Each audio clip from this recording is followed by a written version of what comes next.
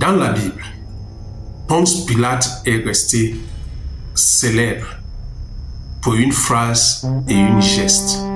Face à une situation controversée, Ponce Pilate a lavé ses mains en disant « Je ne peux rien faire ». Aujourd'hui, la FIFA a fait la même chose face à la situation concernant l'arbitre somalien. D'ailleurs, meilleur arbitre 2025 en Afrique. La FIFA affirme qu'elle ne pouvait rien faire après le refus des autorités américaines de laisser entrer l'arbitre somalien sur leur territoire. Et dans cette vidéo, nous allons vous expliquer pourquoi la FIFA pouvait faire quelque chose s'il voulait vraiment. Et pourquoi nous disons l'attitude de la FIFA est l'attitude Ponce Pilatisme. Reste avec nous car nous allons décortiquer pas à pas la réaction de la FIFA. Mais avant cela, suivons cette Organise. Of course, it is unfortunate as well what happened to. Bien sûr, ce qui est arrivé à Omar, l'arbitre somalien, est également regrettable. From Somalia. But again, we don't control everything. Mais encore une fois, nous ne contrôlons pas tout. Nous essayons, nous allons en discuter, nous allons en parler. Nous verrons bien. Peut-être qu'il est parfois bon aussi de simplement, vous savez, se calmer, se détendre. Nous travaillons sur tout, nous essayons de tout résoudre. Parfois, se mettre immédiatement à crier et à hurler à l'effet inverse de celui recherché pour trouver une solution. Selon le président de la FIFA que vous venez d'écouter, la FIFA ne pouvait rien faire. Sur le plan juridique, oui, il a raison.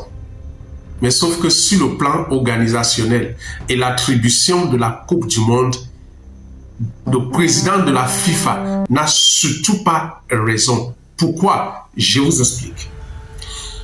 Lorsqu'un pays veut accueillir la Coupe du Monde, pour que la FIFA attribue cette Coupe du Monde, la FIFA travaille souvent en amont pour avoir des gages et des garanties du pays hôte. Et l'une de ces engagements, c'est quoi? Le premier engagement, c'est l'entrée dans le pays des organisations, des délégations officielles. Écoutez très bien. L'entrée, le pays hôte de la Coupe du Monde prend l'engagement de laisser entrer dans son pays des organisations officielles. Alors, comprenez? Deuxième engagement, les visas, l'attribution des visas des joueurs sélectionnés par les pays qui vont participer à la Coupe du Monde. C'est le deuxième engagement.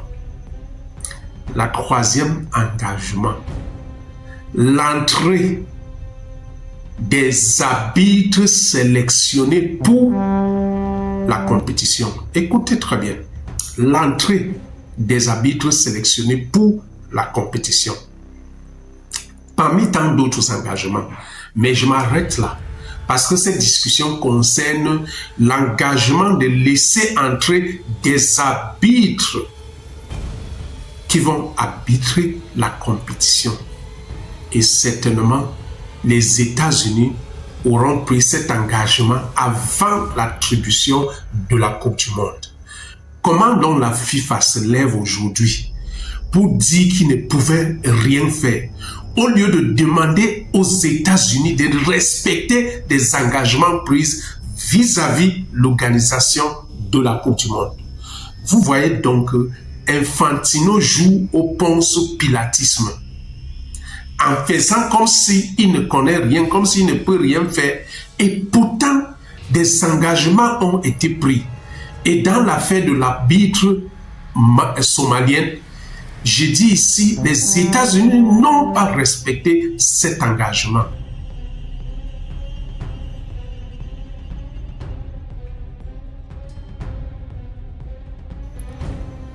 Quand Quand Infantino dit que la FIFA ne pouvait rien faire, c'est faux. Et je dis, nous avons vu la FIFA négocier parfois même des conditions fiscales, des exemptions fiscales pour des pays hôtes. Imposer même des zones commerciales protégées. Obtenir même des facilités douanières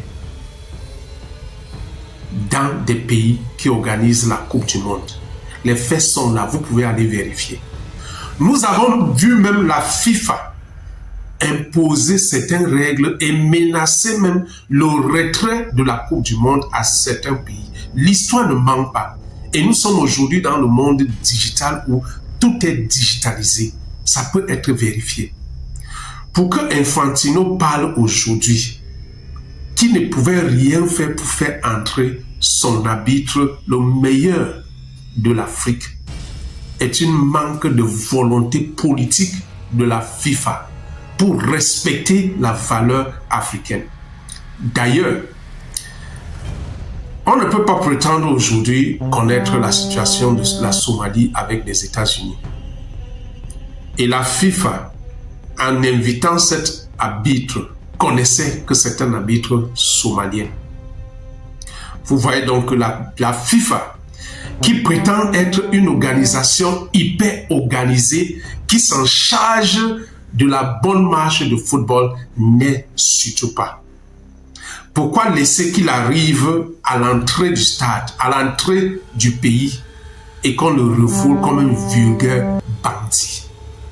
Ceci ne démontre pas la crédibilité de la FIFA.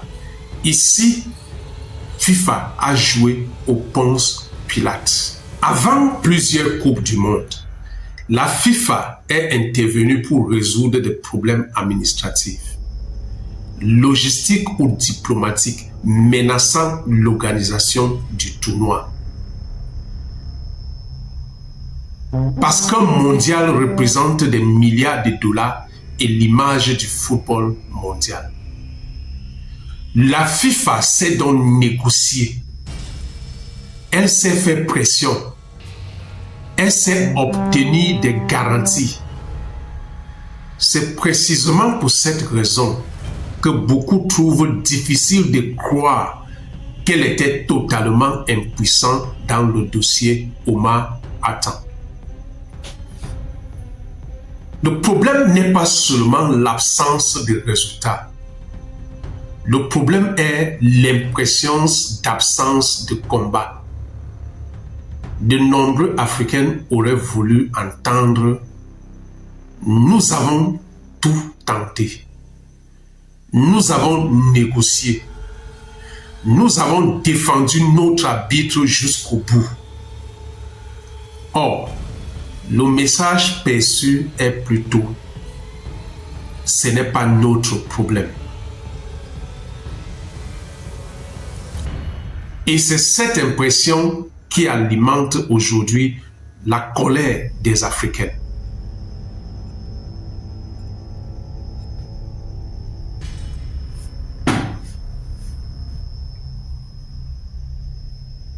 Imaginez un seul instant si c'était un arbitre allemand, français, anglais, désigné pour la Coupe du Monde et qui était refoulé à l'entrée des États-Unis. On devait avoir des critiques, des missions diplomatiques. On devait tout faire pour que cet arbitre se retrouve enfin à la Coupe du Monde. Mais quand ça concerne un arbitre africain, le meilleur même de 2025, on lave les mains. On ne peut rien faire. Ça ne nous concerne pas. Il peut aller se faire voir ailleurs. Et je m'interroge, qui est donc la FIFA? Qui a donc le pouvoir de la Coupe du Monde? Le pays organisateur ou la FIFA qui est censée organiser, protéger, défendre, faciliter tout ce qui peut mener à bien une compétition à l'échelle mondiale comme la Coupe du Monde. L'affaire Omar Attan dépasse le football. Et ça nous amène à une interrogation. Une institution comme la FIFA est-elle seulement responsable quand tout va bien? Et quand tout ne va pas bien, la FIFA n'est pas responsable. La FIFA affirme qu'elle ne pouvait rien faire. Et par ici, je félicite le peuple somalien qui a réservé un accueil digne de ce nom à un digne fils du pays. Car la FIFA a démontré ici que